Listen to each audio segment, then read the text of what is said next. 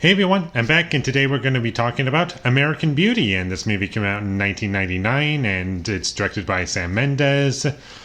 And I thought this movie was really great, and I've seen this movie once before, and I thought it was great back then, but this time rewatching it, I felt as though I got a lot out of it, and it had really great performances and really interesting characters, and there was a lot to take in, and I really love the tone of the movie, and I'll get more to the tone later, but I do really love the tone and how it handles each situation, and it never conflicts with itself. Like, does it want to be a comedy? Does it want to be a drama? Or like an art film? Like, what does it want to be? And it just achieves at everything it's going for. And I love the comedic moments and the drama, and there's lots of really great scenes in the movie, and the performances from everyone are really great. Kevin Spacey, he's great in this movie, and this is definitely one of his best performances, and his character's really interesting. He plays a dad going through his midlife crisis, and he's just hanging out with people that he probably shouldn't, and is like getting really high and kind of goes too far in certain directions, and he's just kind of out of control. And at the beginning of the movie, he's like just a normal typical dad, and he's like kind of depressed and just feels like he's dead, and that's what the movie literally says. It's like, I'm dead, basically. And there's also a narration in this movie, and I never felt as though it took away from the movie, although it did kind of spoil one specific thing about it.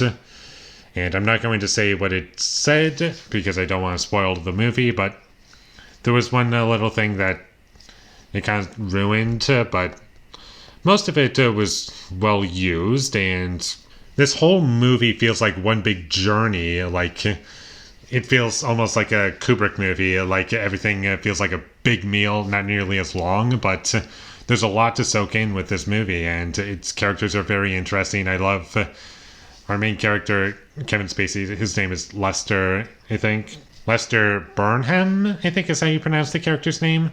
I really love that character, and I'll get one other thing about the characters later on, but the wife's character, like the main one, I thought she was great and really interesting, and like, she's a saleswoman, and she's just trying to sell this one house, and she has to put on a performance everywhere she goes, and is never like herself, and she's performing even when she's not like selling something, and she's just trying to maintain a perfect image, and I thought that was really interesting. And throughout the entire movie, she never really takes off her mask, and you never really see who she really is up until the very end, which I really like.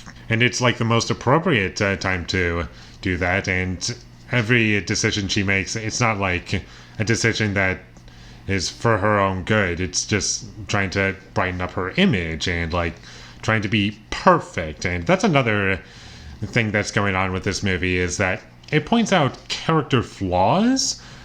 And another thing about the characters is that I wouldn't say any of these characters are good people. I mean, there are likable things about specific ones, for sure, but I wouldn't call any of them good. Like, they're kind of toxic people, and they've just been driven in completely wrong directions, and they're like rude to each other, and they can't really breathe or like survive with specific characters, and they get along with other characters. And the reason why I was okay with that is because I felt as though the movie was trying to point out that there is no such thing as like a perfect person. Like, we're all flawed and we're all different, but that's kind of what makes us all interesting, is that we are all different. And if we were all perfect people, not only would we like it, that would kind of strip all the personality that we have.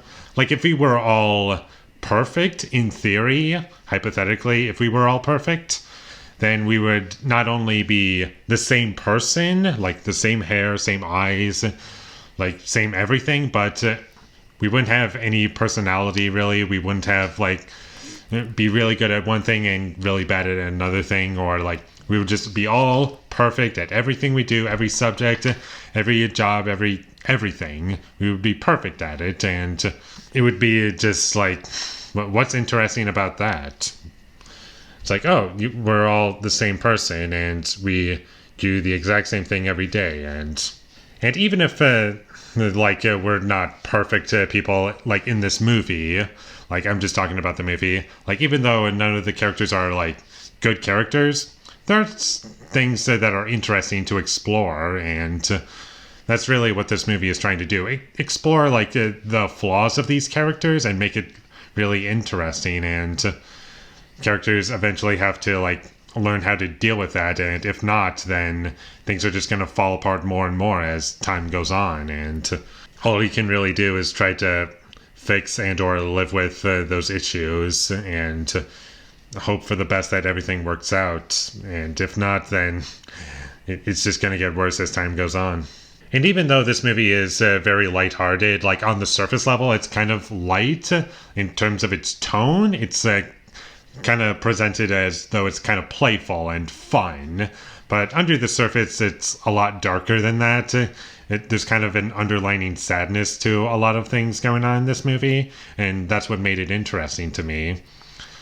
And you just see all these characters making these wrong choices, and it's like, why aren't you able to do better? And you can clearly see why. It's because they're trying to explore certain things, but it's just really unfortunate that these things are happening. And really every character in this movie has something to like about them and not to like about them.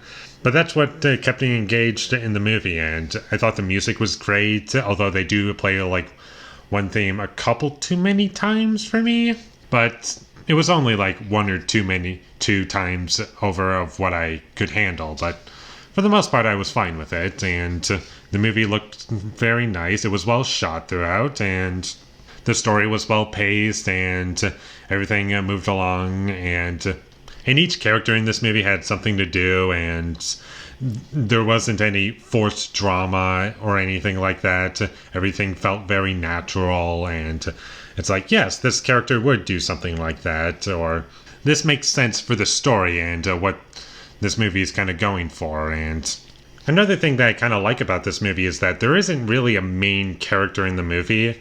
Like, there could be a character, if I were to clock and time it, one specific character that gets more screen time than the rest of the characters, but the movie isn't really trying to have a main character. It's like multiple main characters. Like, all of the characters are main characters, and there are some side characters who get less screen time than others, but I don't feel as though they're just pushed to the wayside and like pointless. Like, they have a point to being in the movie, and they do have quite a bit of character with the amount of screen time that they are given, and that's what I like about the movie.